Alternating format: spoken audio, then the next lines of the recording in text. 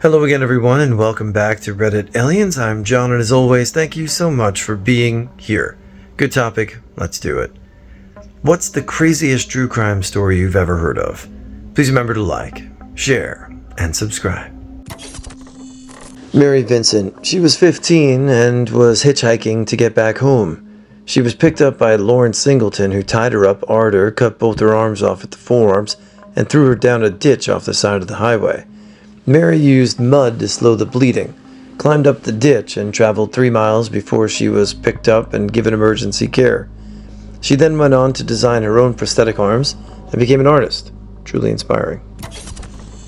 In Australia, the case of Daryl Suckling, a man who, through freak circumstances, nearly got away with kidnapping and arring 4 young women and murdering one of them. A farmer and his wife were invited to dinner with their neighboring Suckling and a young woman who he introduced as his niece, Sophie Carney. During the dinner, Carney managed to excuse herself and inform the farmer that she had been kidnapped from Melbourne, driven out to the farm, and was being used as a sex slave by Suckling. The farmer physically restrained Suckling until the police were called.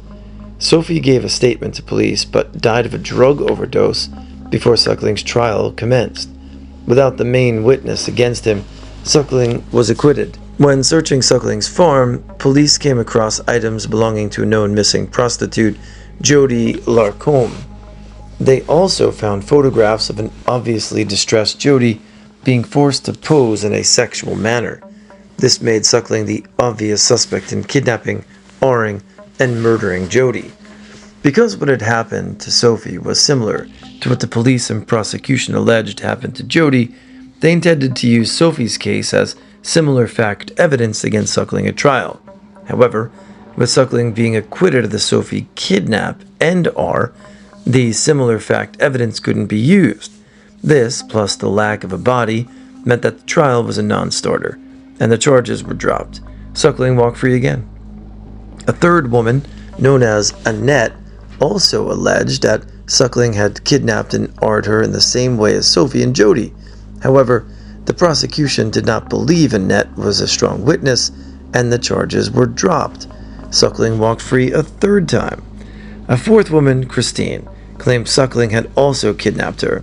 However, she was double-jointed and able to escape his restraints and run away. Surely this time, Suckling would get his comeuppance. Nope. Before Suckling could be brought to trial, Christine suffered a head injury in a vehicle accident that affected her memory and couldn't be relied upon as a witness. Suckling walked free a fourth time. Suckling was eventually arrested and jailed for Social Security fraud. While in jail, he allegedly boasted to his cellmate about murdering Jody Larcombe and burying her on his farm. On release, the cellmate contacted police, who suggested he invite Suckling to live with him after jail. The police then bugged his cellmate's house and car, and eventually the cellmate coaxed Suckling into confessing on tape. This was enough to bring Suckling to trial and be convicted for Jody's kidnapping, arr, and murder. 1 out of 4, and maybe years after the fact, but at least it was something. One that got me effed up was the story of a pregnant woman who joined an online Facebook group of other pregnant women. She then befriends a member, and they get chatting. Eventually, the pregnant woman invites the woman over for tea. Police then find the expecting mother murdered in her home and realize her baby is missing. Someone cut open her stomach and stole her child. They traced the communications on Facebook to a mother who just recently gave birth to her child. It turns out it was all a lie. The lady lied to her friends and family about being pregnant, then befriends an actual pregnant lady just so she can murder her and steal her child. DNA tests prove the baby was not hers and is from the victim. Shook to my core. Oliver Town. Around 50 years ago, a guy held up a bank in Kenora, Ontario. He handed the bank teller a note asking for all the money. A large amount of explosives was strapped around his chest, and a detonator was clenched between his teeth. He walked out the front door of the bank, where a large group of people were gathered, tripped, and the explosives went off. They were never able to identify the man, so they gave him the nickname Oliver Town. All over town. I'm probably biased because I live nearby, but the kidnapping of Jamie Kloss and the murder of her parents. In the middle of the night, a man knocks on their door, shoots the dad in the face with a shotgun. Jamie and her mother hide in the bathtub. A man comes in and shoots the mom dead, takes Jamie. As he's driving them to his cabin, they pass by police on their way to the crime scene. Months go by, and this poor girl managed to escape by crawling out of the homemade barricade they kept her in. She ran and luckily was recognized by a woman walking her dog. The reason he did all this? He caught a glimpse of her getting on a school bus and decided he wanted to kidnap her. Just a random coincidence that he even saw her. Anthony Curcio put together a brilliant plan for a bank heist and still got caught. For weeks, he watched the Bank of America and noted their armored truck deliveries. He'd worked out how much should have been in the bags. He knew the employees, their schedules, everything. He devised an escape plan that involved using a raft and a pulley system to haul himself under a nearby bridge to where his getaway vehicle was waiting. He placed a Craigslist ad for landscapers asking applicants to arrive in the Bank of America parking lot on the day of his heist wearing jeans, a blue shirt, a high-vis vest, a dust mask, and safety goggles. On the day, he stood with the laborers dressed identically until the Brinks truck arrived, then maced the guard and took 2 bags containing $400K.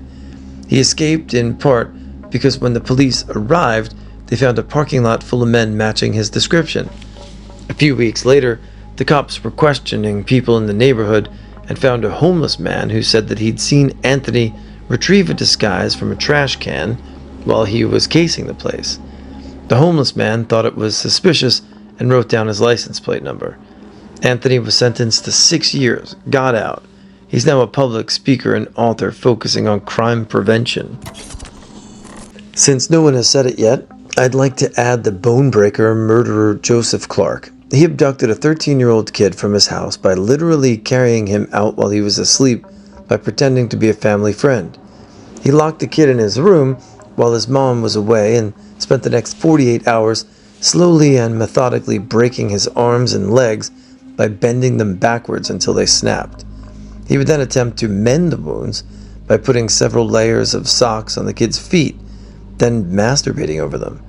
Apparently, in between breaking the kid's bones, he would become friendly and even watch a movie with the kid and explain why he was doing it.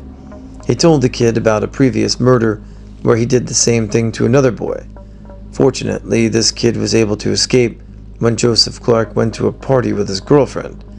He somehow managed to make it downstairs with 2 broken legs and called the police. He's still alive today, and the bonebreaker is in prison, still denying he has a fetish for breaking legs and feet. James Whitey Bulger. He was the biggest mob boss in Boston and a former Alcatraz inmate, while his brother simultaneously ran the state senate and was considered the most powerful politician in the state. Turns out, Whitey was also enlisted as an FBI informant, and the FBI gave him total cover for all his crimes, which allowed him to build his criminal empire and knock off anyone who threatened it. He fled before capture and was on the FBI's most wanted list for a couple decades until he was finally captured in Southern California. Was later beaten to death in prison by an Italian mobster from Massachusetts, likely for being a snitch. The story spawned numerous movies and books, including The Departed. The murder of Tim McLean in Canada. The 22-year-old McLean was sleeping and listening to music while on a public bus when a 40-year-old Vince Lee repeatedly stabbed McLean without provocation. Lee continued to hack away at McLean's body to the part of severing parts of his body and eating it. Lee proceeded to behead McLean's body and start taunting the other passengers with McLean's head. The worst part is, Lee never got charged. Instead, he was in a mental facility for quite a long time. I can't remember from the top of my head. Right now, Lee is walking free. I haven't gotten too deep into true crime, and this case kind of isn't, but it kind of is too. There was a Southern Baptist pastor named Sherman. First name or surname, I'm not sure. I'll Google after typing this out. Anyway, he had surgery one day. And then afterwards, every day, he'd space out, disassociate, and then scream in abject terror, sometimes saying they're coming to kill him. His family had no idea what it was that caused this, and he eventually committed suicide. A man who was of the religious belief that suicides go to hell. Maybe his church didn't teach this, I have no idea. But as someone raised as Southern Baptist, I know for a fact that it's taught that suicides go to hell. It turns out there was some medical malpractice going on. During his surgery, after 16 minutes, a surgical technician or a nurse noticed that he was crying and that his eyes were moving around rapidly. They were closed. So he or she told the surgeon. They gave him the paralytic agent of the chemical cocktail meant for surgery patients, but they didn't give him the actual numbing agent nor the chemical to knock him out. The anesthesiologist was supposed to administer 3 drugs, only gave him the one, the paralytic agent. So he was wide awake and incapable of moving, all while the surgeon was cutting his torso open. Oh, and the surgeon and anesthesiologist tried to force him to forget those 16 minutes by giving him too many knockout meds. He had PTSD from this. I'm not sure if it was diagnosed, but anyone would be able to tell this was traumatizing to him. Saw this on Mr. Boland's YouTube channel at least 2 years ago. I'm not sure of the name of the episode though. I'll try to find that too. Edit. His name was Sherman Sizemore. The name of the Boland video is He Experienced the Worst Medical Screw-Up Ever. To add the reason I said it's kind of not a true crime is because it wasn't an intentional thing to slice him up without the right drugs. It was a mistake, but the surgeon and anesthesiologist tried to cover it up. It's not like a serial killer or some boyfriend who killed a girl's parents or something. If medical malpractice is a true crime, then yeah, it's a true crime. North Hollywood shootout 1997. 2 guys robbed a bank in North Hollywood, California. They were armed with illegal machine guns and wrapped head to toe in makeshift body armor. The LAPD responded and a shootout ensued. The LAPD couldn't take the guys down because the robbers' makeshift body armor caught the bullets and buckshot from the officers' handguns and shotguns. The police at one point were like, "There's literally nothing we can do." Then the SWAT team arrived. Eventually the guys were taken down. One of the robbers committed suicide by shooting himself in the head. At the exact same time, a police officer got a headshot on him. The second guy died to death after surrendering to the police.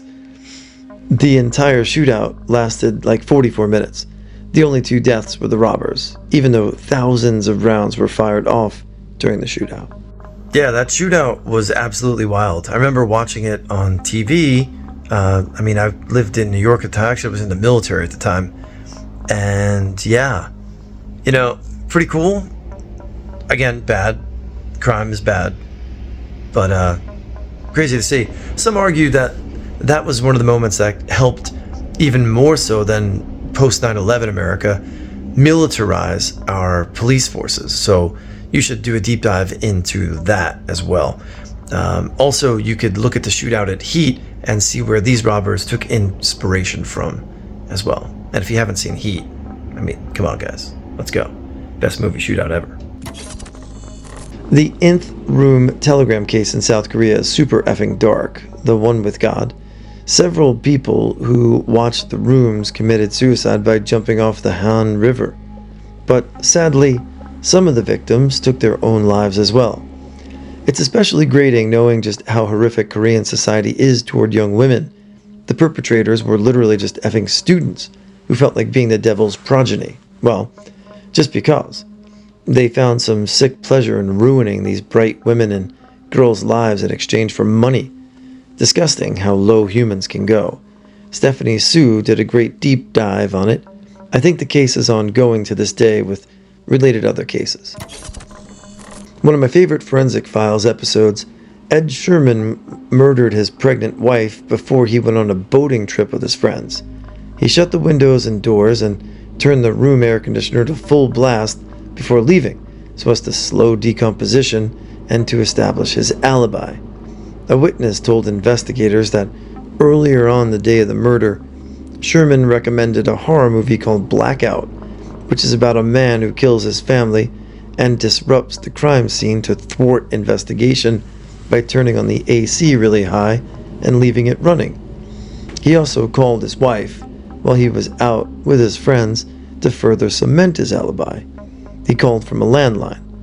He pretended to be speaking to his wife, but he didn't realize one of his friend's daughters was listening in on another phone line and heard him just talking to himself. The one where a mother's child ran away from home, returned home 10 years later by a government institution, completely different voice and physical features, and tells his mother that he was abducted by a human trafficking ring for 10 years. They injected shit in his eyes to change their color, forced him to only speak French, and changed other things about his appearance so missing persons report wouldn't work. He had a full French accent as a result, and had forgotten a lot of English.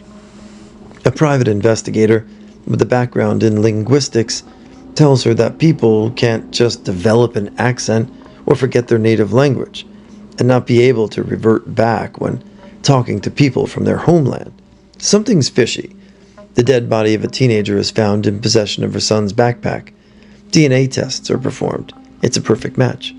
Mom finds out her son was murdered almost immediately after he ran away, and this guy is just some drifter who finds cold cases and spends years constructing the perfect story to pose as the missing person and take over their life. The man in question was a wanted criminal, not her son. The scary thing is that he was getting details about his family perfectly correct, to the point that nobody would have suspected a thing if the PI didn't know some obscure linguistic